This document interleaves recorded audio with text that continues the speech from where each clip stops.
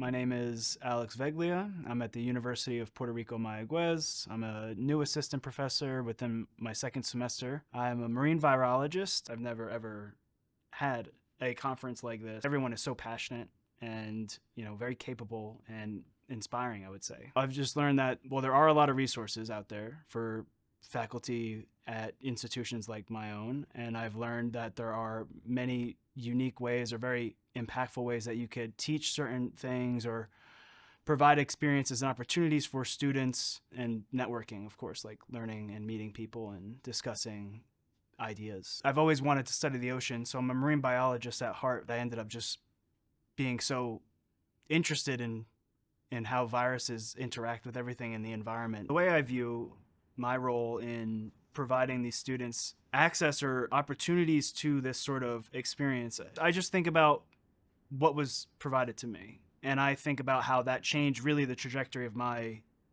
career, really, because I wouldn't be here today without that initial opportunity in my undergrad. And so I think about that, and I try to provide as much opportunity as I can with my new lab, and I try to tell them, science is fun.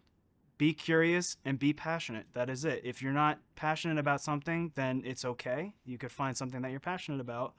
But really just trying to instill in them like curiosity and passion. And that's really all you need in science, right? And you will be great no matter what you're doing. The other thing I would say about this whole conference is a lot of affirmation. As a young early career faculty member, I doubt myself all the time, or I feel insecure about the way I say certain things. A lot of this is just like a great experience because you're getting exposed to a lot of different people that have similar experiences or have similar thoughts as you. And so you get that affirmation. I am in a great position, or I'm fortunate to be in a position to make impact on people's lives. I've been able to go to college, or I've had these people talk to me about, grad school is this way, or the grad school is that way.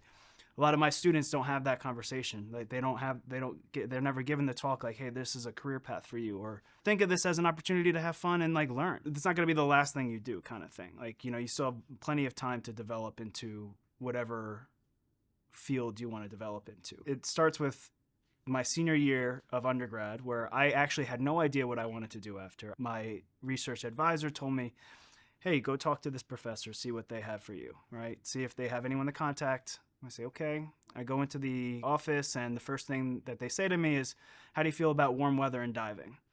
And so as an aspiring marine biologist, I was like, well, that sounds pretty great. So, I reached out to my to-be master's advisor, asking if they had space in the lab. So I grew up in New Jersey. Never in my life would I think I'd be down in Puerto Rico, right? That's just never been a thought in my mind. Never been down there before.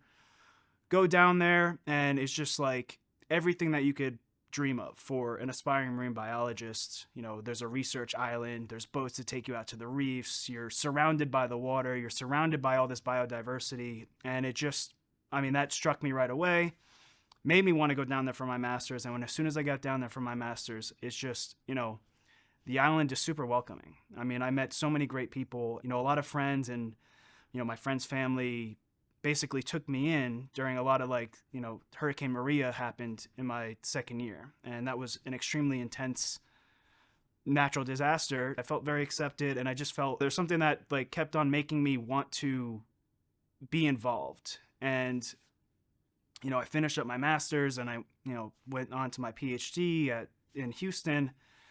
And I always just had this in the back of my mind. I want to return. And so I finally was able to return, was able to speak with a lot of people. So I learned about the common background or the situation on the island for a lot of these students. 80 to 85% of the people on the island don't even know how to swim, right? A lot of the people that you talk to don't know what's beneath the surface of the water.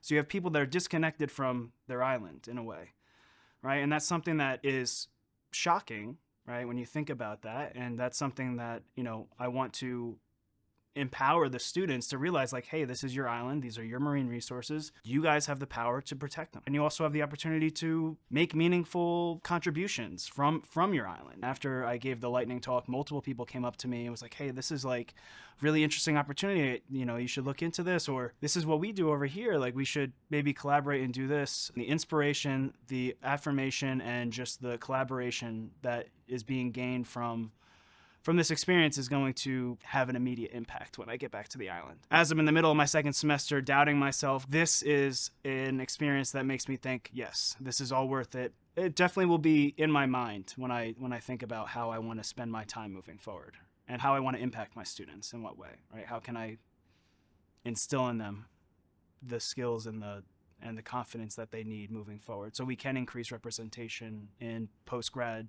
programs and master programs, both on island and off island, I would say.